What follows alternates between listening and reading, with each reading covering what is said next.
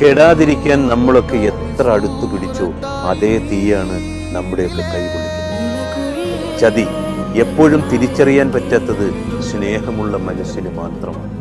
അത് ചിലരുടെ പുഞ്ചിരിയിലും മറ്റു ചിലരുടെ കണ്ണുനീരിലും ഒളിഞ്ഞു കിടന്നു. ചിരിച്ച മുഖത്തോടെ ചതിച്ചവരെ മറക്കില്ല.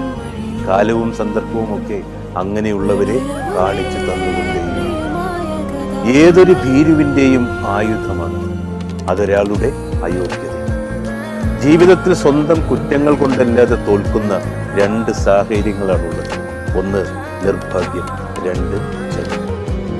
പറ്റിക്കപ്പെടുന്നതിനേക്കാൾ സങ്കടം ഇനി ഒരിക്കൽ പോലും അയാൾ പഴയ ആളല്ല എന്ന നീറുന്ന തിരിച്ചറിവ്.